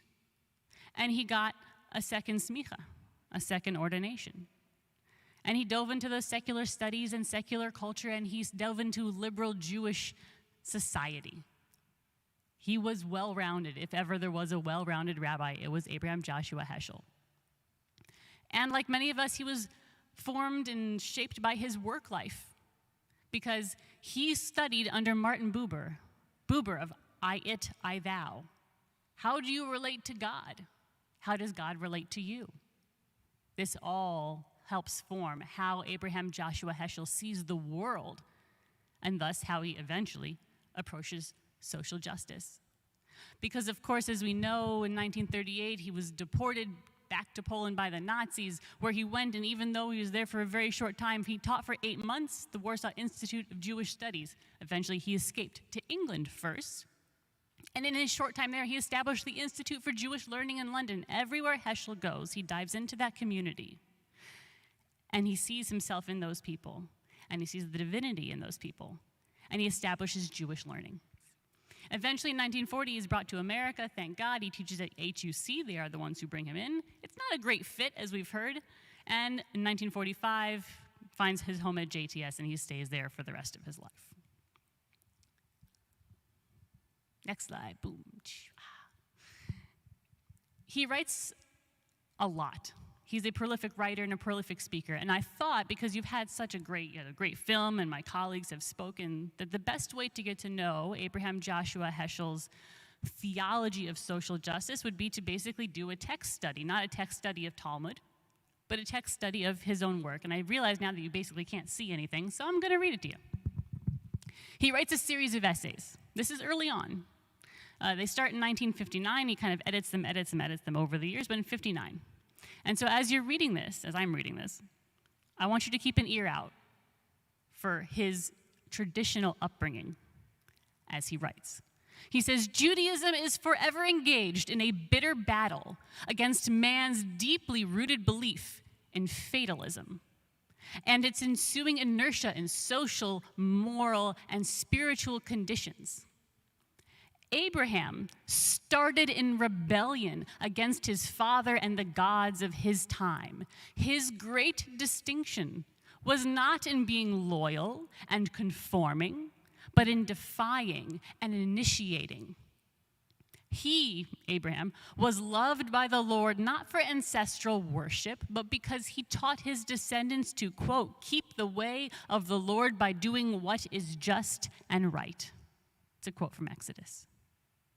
So you can, can you just go forward one? or 2. Oh, no, back one. There we go. I have to kind of explain it a little bit, you know what I mean? So it's not hitting you in the face, but you can hear undercurrents. You can hear undercurrents, certainly, of Heschel's traditional background. But you can also see his very unique take. He says Judaism was formed in rebellion. Abraham was a rebel because his father's time, and his, they were pagans. And Abraham stood up and said, no, this is not what we're going to do. We are going to have the one God. Judaism, Heschel sees, is a religion of rebellion, of defying norms, and going with what is good and what is right, and that is our inheritance, Heschel sees. This is our inheritance as Jews. All right, now you can go forward. There's a very famous telegram, you saw it very briefly in the film, that Heschel writes to JFK. And he says, I'm going to read it for you because these words are small, and those words are even smaller and all, telegrammy. He says, and he knew this was going to be published, I look forward to the privilege of being present at our meeting tomorrow at 4 p.m. The likelihood exists that these are his words, that the Negro problem will be like the weather. Everybody talks about it, but nobody does anything about it. Please demand of religious leaders personal involvement, not just solemn declaration. We forfeit the right to worship God as long as we continue to humiliate Negroes. Churches, synagogues have failed. They must repent. Ask of religious leaders to call for national repentance and personal sacrifice. Let religious leaders donate 1 month's salary towards fund for Negro housing and education. I propose that you, Mr. President, declare a state of moral emergency. A Marshall Plan for aid to Negroes is becoming a necessity. The hour calls for moral grandeur and spiritual audacity. We've had a bit of a leap from those early essays that you saw, but you can see how he got here.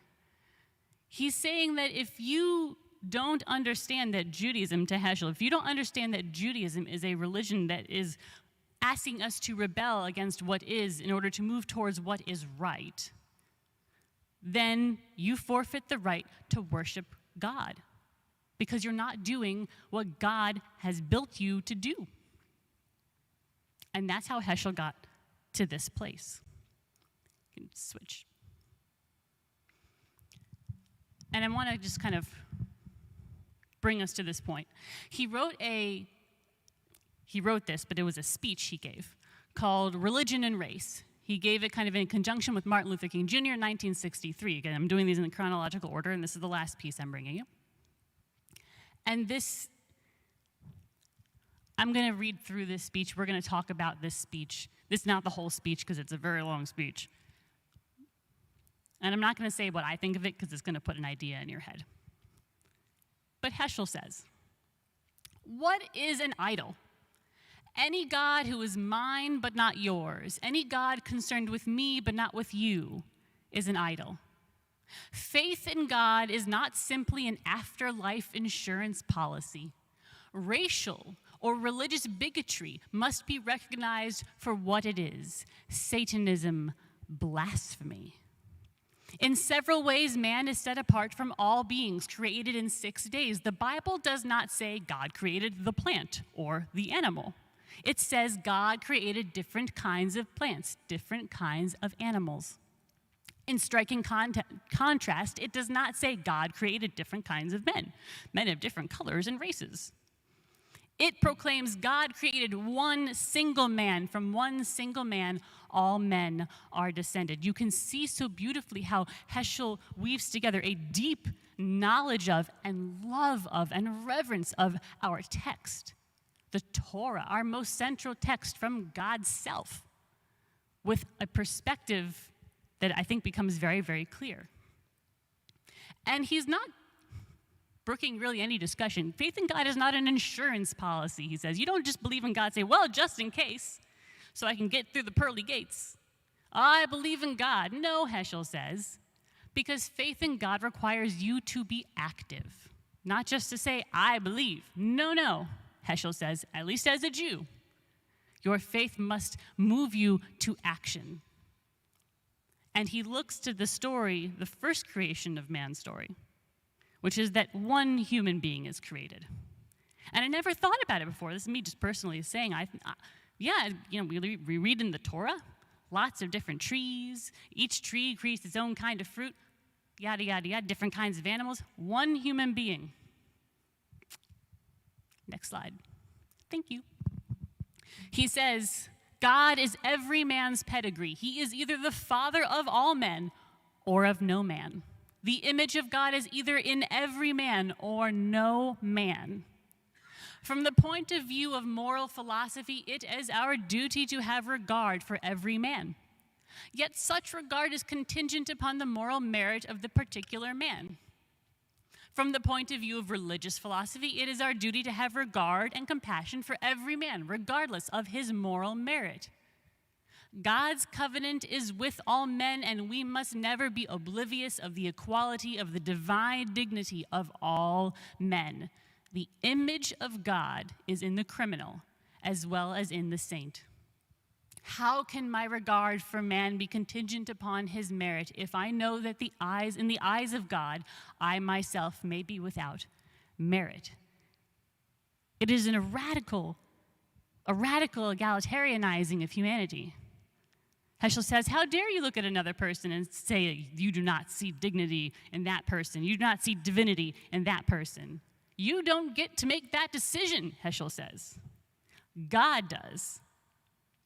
And God knows that God is in all people. Next slide, please.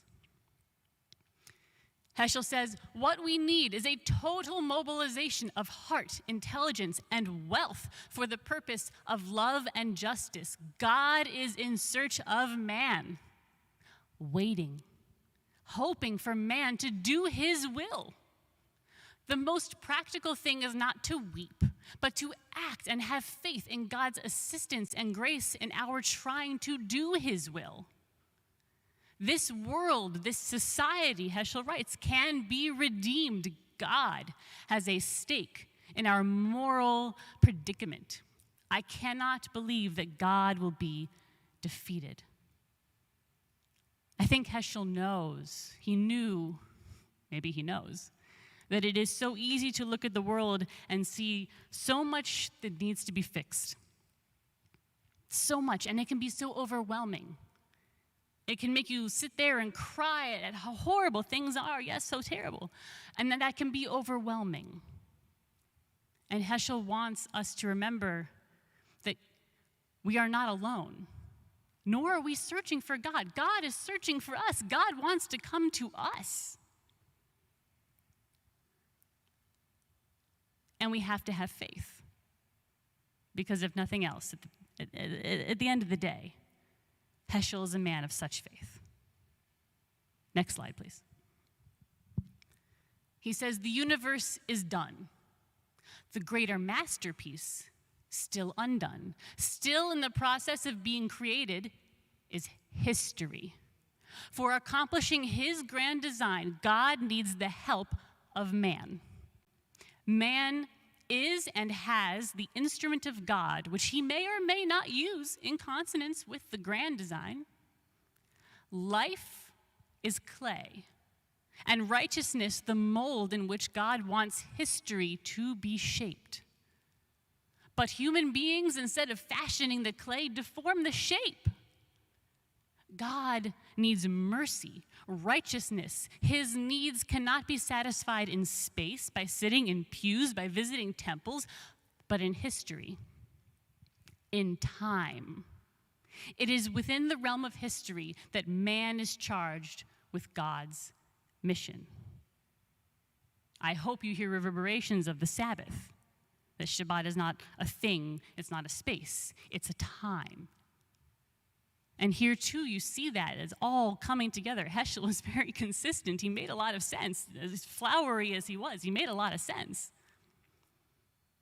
That it is in time that we shape the world that God needs it to be, and that we need it to be as well. and that it is up to us because we are the instrument of God in accomplishing the grand design. Next slide, please. He's a practical guy, Heschel. Daily we should take account and ask, what have I done today to alleviate the anguish, to mitigate the evil, to prevent humiliation? Let there be a grain of profit in every man. Our concern must be expressed not symbolically, but literally. Not only publicly, but also privately. Not only occasionally, but regularly. What we need is the involvement of every one of us as individuals. What we need is restlessness, a constant awareness of the monstrosity of injustice. Heschel was a prophet, and he drew on the prophets that he loved so much. You hear the prophets, you hear Isaiah, you hear Jeremiah in his words, because this is what they say. If you sat out there, a Yom Kippur Mincha, this is what the Haftarah is about. It says if you're sitting in the pews and you think this is what God wants, well, back in the days it wasn't sitting in pews, it was offering animal sacrifice. If you're offering animal sacrifices and doing fasts and you think you're doing the right thing, and you do that to the exclusion of helping God's own creatures, you're missing the point. Our ancient prophets said that, and Heschel says the same thing, which to him points directly to social justice. Next slide. These are his ending words of his speech. He quotes Amos. In the words of the prophet Amos, let justice roll down like waters and righteousness like a mighty stream. Justice, people seem to agree, is a principle, a norm, an ideal of the highest importance. We all insist that it ought to be, but it may not be. In the eyes of the prophets, justice is more than an idea or a norm. Justice is charged with the omnipotence of God. What ought to be, shall be. Our prophets in the Jewish tradition don't tell the future. Heschel's not trying to tell the future. Heschel is saying what the other prophets before him said, which is that we can all agree that justice is important and we should do justice and we should work towards justice. But saying so does not make it so. If we do justice, that is what makes justice move through the world, and that is what makes God move through the world, for Heschel, for our prophets, and I hope for us. Next slide, last slide. I want to end with a very pretty, pithy quote of Heschel's, but it's true, and I think it points to his theology, and it points to his theory of social justice, all wrapped up with a nice little bow. He says, a religious person is one who holds God and man in one thought, at one time, at all times, who suffers harm done to others, whose greatest passion is compassion, whose greatest strength is love and defiance of despair. And I think that that last phrase, defiance of despair, is so important, particularly at this exact moment in time.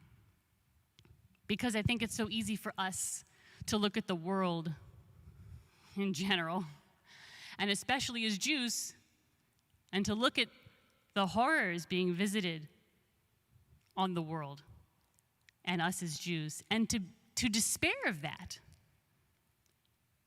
And I think that besides the beautiful theology and the beautiful championing of social justice, what Heschel wanted us to do was to not despair and to not find ourselves out of hope. Heschel's theology was one of love, which pointed towards social justice, but also should point towards us as individuals. That we should never give up hope. We should never despair. And that the most Jewish thing, the most religious Jewish thing you can do is to love and refuse to give up. So, thank you. And I now turn it over to my wonderful colleague, Rabbi Horowitz, to speak on Heschel and Chassidut.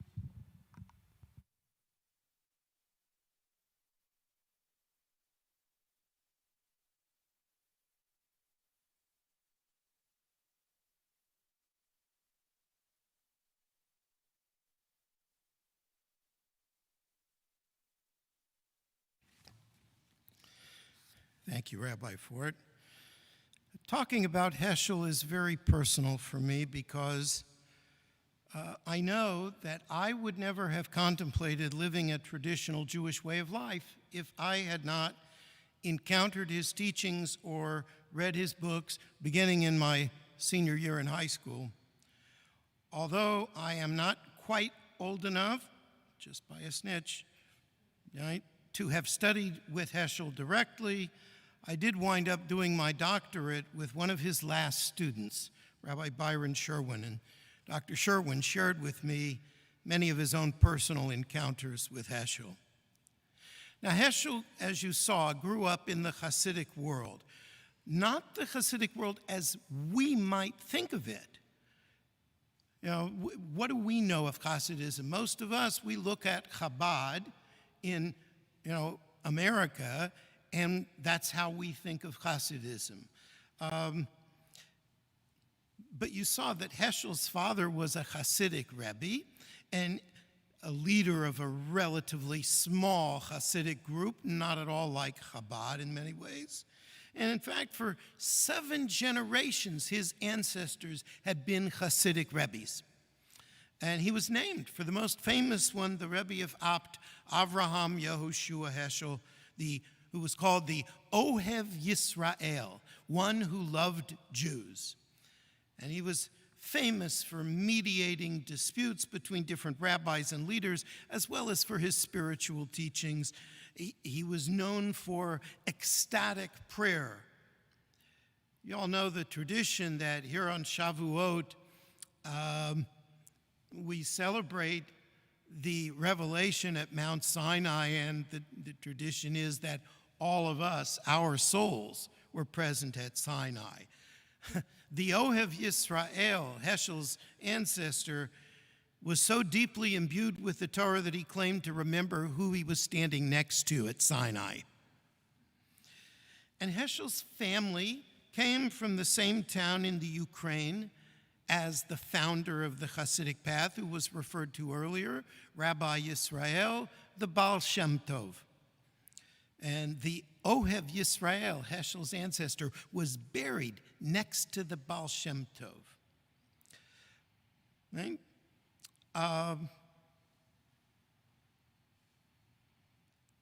Heschel's father memorized anecdotes and legends preserved from the Hasidic world of earlier years. His mother also came from a Hasidic family, was related to one of the greatest Hasidic masters, Levi Yitzchak of Berdichev. It was noted in the movie that his family lived very modestly. Now, that was partly because his father's following was small, but it was also because, like other Rebbes in his family, it was his practice never to keep money in his house overnight. It was always distributed to the needy. Whatever cash was left in the house, it was gone in the morning. It was also mentioned in the movie that Heschel was a child prodigy who could give a sermon at the age of 5, and grown-ups would fire challenging questions at him, and he would respond with knowledge, with wit, with wisdom far beyond his years. And to illustrate this, I share with you the story that I heard from Dr. Sherwin. In 1971, Dr. Sherwin's fiancée was going to New York on business, and he wanted her to meet Heschel, of course, and she knew about Heschel. She was a great admirer of his work, and she wanted to meet him as well. And when she got to New York, she called him. She was invited to see him at his office, and after she sat down, Heschel asked her what Dr. Sherwin was working on. And she gave him a slip of paper that Dr. Sherwin had written on. He had written on it the name of an obscure 16th century thinker about whom he was preparing a monograph. And Heschel took the paper and he read it, and he wrote the names of a number of works by that thinker on the paper, and he gave it back to her. And he pointed to one of the titles he had marked down, and he said, "This is a very difficult book. I had trouble understanding it when I first read it." And she said, "When was that, Dr. Heschel?" And he said matter-of-factly, "Well, I was about 6 or 7 years old." Now, Heschel wasn't sent to school with other children. He was tutored. He was taught to cultivate the kind of quiet, regal character associated with a rebbe, even before he started learning Talmud. And then his father died, quite young, in his 40s, during the upheaval of the First World War. And Heschel was just 9 years old. And what happened afterwards was very important for Heschel's future. Now, Heschel was, of course, far too young to take over his father's role as the spiritual leader for his group of Hasidim, but many people assumed that he would just continue his education and eventually he would assume his father's position. His uncle, who was Rebbe of yet another Hasidic group, took over responsibility for Heschel's studies. Now, a slight digression, but important. In the early 20th century, when Heschel was young, Khasidism had existed over a century and a half, and it had evolved in some new directions, right? I referred to Chabad earlier, and you know that Chabad is very involved with outreach to other Jews. But it wasn't like that 100 years ago. You know, it changed and developed under the leadership of the 7th Rebbe, Menachem Mendel Schneerson. Now, in some ways, it's very faithful to its roots, but in this way, it is very different from almost every other Hasidic group. I mentioned Heschel's family was rooted in the town where the Baal Shem Tov had lived, and they were also rooted in the spiritual path of the Baal Shem Tov. What that meant was that one found holiness in all things in this world. One learned to serve God with joy, to celebrate beauty wherever you found it, and one did not serve God through self-denial, through imposing fasts and mortifications on yourself, as was very common in the century or the centuries before his time. Of course, Heschel's family had very little of physical value with which they could part. You know, it's no great thing to fast when you're hungry half the time. The Baal Shem Tov was famous for loving other Jews, especially the most humble Jews, even if they were unlearned, even if they weren't the most observant, and they loved him because they knew that he truly cared about them. The Baal Shem Tov also used humor in many of his talks and teachings, usually a very gentle kind of humor, the kind that made him more accessible to the average person. But in the 19th century, a few generations after the death of the Baal Shem Tov, another path developed. That was the path of the Kotzker Rebbe, Rabbi Menachem Mendel Morgenstern. The Kotzker Rebbe saw that over time many people had used the path of the Baal Shem Tov as an excuse for not reaching their potential, for imitating their Rebbes, a lack of authenticity. And he would have none of this. Too many Hasidim, he said, were too easily satisfied with the path that they had taken, the path of their fathers. They had never challenged themselves to be more. Loving other Jews, accepting them as they were, too easy. Humor? Well, as far as the Kotzker was concerned, there was nothing funny about Judaism or about serving God. Now, some of his teachings might strike us today as having a humorous side. It's not the kind most of us today would use, right? As an aside, how many of you remember the comedian Sam Kinnison? Yeah, a good number, right? He died in 1992. Kinnison, by the way, grew up Pentecostal, and in fact, as a young man, became a Pentecostal preacher. But as a comedian, he would scream at you, "Ah! Ah!" could be hilarious, but it had a certain anguish in it. The Kutzker's teachings were often clever, but his anguish, his torment, was never very far from the surface. And it was in the year after Heschel's father died